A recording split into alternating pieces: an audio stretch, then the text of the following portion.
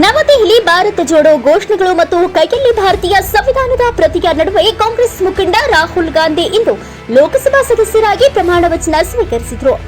ನಮ್ಮ ಸರ್ಕಾರ ಹಾಲಿನ ದರವನ್ನ ಹೆಚ್ಚಳ ಮಾಡಿಲ್ಲ. ನಾಳೆಯಿಂದ ಹೆಚ್ಚು ಹಾಲಿನ ಜೊತೆ ಹೆಚ್ಚು ಪೋಷಕಾಂಶವು ನೋಂದಣಿ ಗ್ರಾಹಕರ ಮನೆ ತಲುಪಲಿದೆ ಎಂದು ಸಿಎಂ ಸಿದ್ದರಾಮಯ್ಯ ಟ್ವೀಟ್.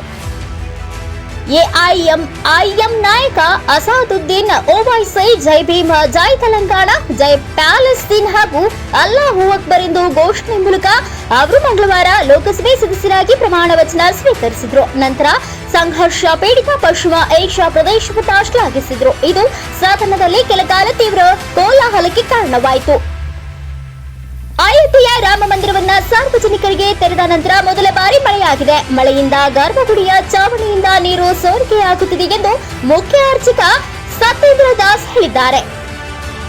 ರಾಜಕೀಯ ಕ್ಷೇತ್ರದಲ್ಲಿ ಕೂಡ ತನ್ನ ಎದುರಾಳಿಗಳನ್ನ ಮಂಡಿಯೂರುವಂತೆ ಮಾಡಿದವರು ಕಂಗನಾ ರಾಣಾವತ್.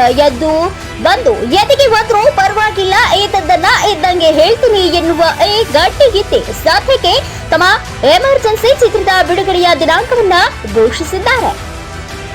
ಇತ್ತೀಚೆಗೆ ರಾಜ್ಯ ರಾಜಕಾರಣದ ಬಗ್ಗೆ ಭವಿಷ್ಯ ನುಡಿದಿದ್ದ ಕೋಡಿಮಠದ ಡಾಕ್ಟರ್ ಶಿವಾನಂದ ಶಿವಯೋಗಿ ರಾಜೇಂದ್ರ ಸ್ವಾಮೀಜಿ ಮತ್ತೊಂದು ಭವಿಷ್ಯ ನುಡಿದಿದ್ದಾರೆ. ಇದೀಗ ಮತ್ತೆ ಸ್ಫೋಟಕವಾದಂತಹ ಭವಿಷ್ಯ ನುಡಿದಿದ್ದು ಜಗತ್ತಿನಲ್ಲಿ 2-3 ಪ್ರಧಾನಿಗಳ ಸಾವು ಆಗುತ್ತದೆ ಎಂದು ಕೋಡಿ ನಾಮ ಸಂವತ್ಸರದ ಭವಿಷ್ಯ ನುಡಿದಿದ್ದಾರೆ.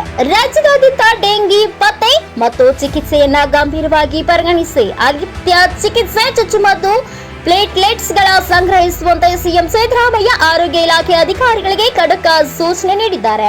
Thanks for watching. Read, discuss and debate with editor Dr. Yan Prashant Rao. Wanted reporters in print, digital and visual media for Bharat Vaibhav Daily Newspaper, BV News Channel and BV Fast Web News from all the talukas of Karnataka. If interested, send your resume to 9010229369.